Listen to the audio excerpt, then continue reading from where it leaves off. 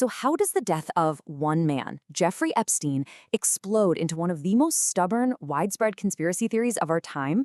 Well, it's a story about incredible power, deep, dark secrecy, and a simple phrase that basically took on a life of its own, questioning the official story at every single turn.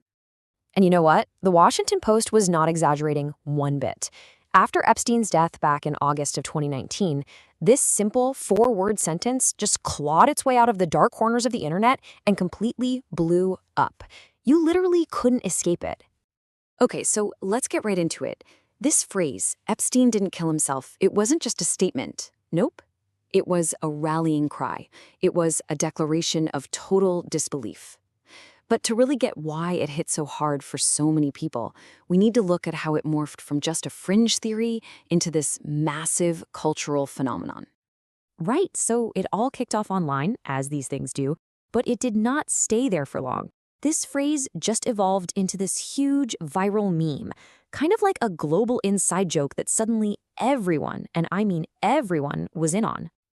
And this is where it gets wild. Look at the reach this thing had. It was being shouted on live TV interviews. A U.S. congressman cleverly spelled it out using the first letter of each word in a series of tweets.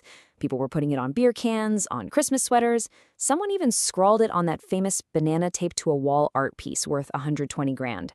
But maybe the most powerful example, one of Epstein's own accusers wore it on a bracelet. That's when it went from a viral joke to a raw, powerful symbol of defiance. But here's the thing, a meme this big doesn't just pop up out of thin air. It was a direct reaction to the incredibly suspicious, let's be honest, circumstances around Epstein's death. The official story just had so many holes, it was really hard for a lot of people to swallow. And right at the heart of all that doubt is this fundamental contradiction. You have the official ruling, suicide by hanging. But that was immediately challenged by a very well-known forensic pathologist, Michael Baden, who was hired by Epstein's own family. He came out and said the evidence he saw looked way more like murder. That one conflict created this giant crack in the official story, and that's where all the public's doubt just started pouring in. And from there, the details just get stranger and stranger. The two guards who were supposed to be watching him, they fell asleep, and they later admitted to faking the records to cover it up. Two surveillance cameras right outside his cell, they just happened to malfunction. His cellmate was moved out right before he died. It was just this cascade of failures so huge that, for a lot of people, it felt like it had to be on purpose. So this is the billion-dollar question, isn't it? Why? Why would anyone want Jeffrey Epstein silenced? And to answer that, you have to look at the two things that gave him all his power, his mind-boggling fortune and his absolutely unparalleled connections. So first, let's just talk about the money. When he died, Epstein's net worth was sitting at over $500 million. This guy owned a private jet, a $50 million mansion in Manhattan, and not just one, but two private Caribbean islands. We're talking about a whole different level of wealth. But here's the thing, his real currency wasn't the cash. It was his network. It was his Rolodex. He moved in the absolute highest circles of global power. He didn't just have money, he had access to the people who literally run the world. We're talking presidents, royalty, billionaires. That list of associates was his true source of power and, a lot of people think, his ultimate protection. And I mean, just listen to this quote from a magazine profile way back in 2002. It really gives you a glimpse into how he was seen in these elite circles, long before the full, horrifying extent of his crimes became public knowledge. So when a guy with that much power and that many secrets dies under circumstances this mysterious, it's no surprise that the public immediately launches a hunt for the truth. Okay, so this is important. We need to get the terms straight. The Epstein files, those are real. That's the mountain of official evidence, millions of pages that the FBI has.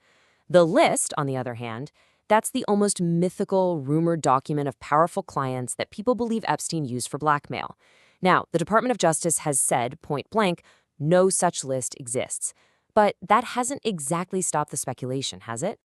Now check this out. An investigation by Wired magazine uncovered something pretty startling.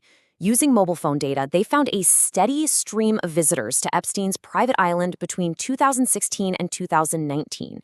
Now think about that. This was years after he was already a convicted sex offender, which just raises some huge questions about who was still hanging out with him and why. You know, of all the bizarre mysteries in this whole saga, there's one thing that has really captured everyone's imagination. This strange temple-like building he had on a cliff on his island. What it was for is still one of the most hotly debated parts of the entire story. And the theories are just all over the map. Some people who visited said, oh, it was just a music room with a piano, or maybe an exercise studio. But others have speculated it was something way, way more sinister, maybe even a holding cell. Some even think it was just a bizarre joke with a fake door painted on the side.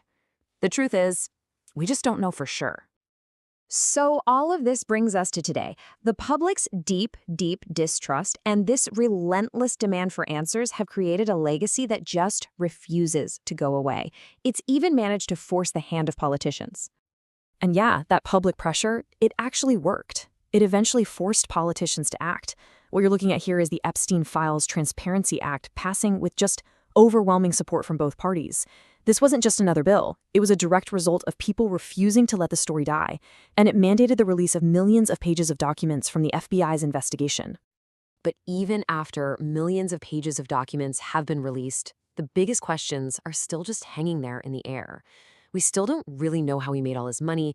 His shockingly soft plea deal back in 2008 has never been properly explained.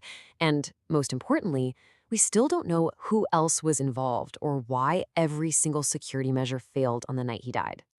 And so this is where we're left. The Epstein story sticks around, not just because of all the shocking details, but because it forces us all to ask a really uncomfortable question. When the institutions that we're supposed to trust give us an explanation that just seems impossible, what are we left with? And what does it say about us and the stories we decide to believe instead?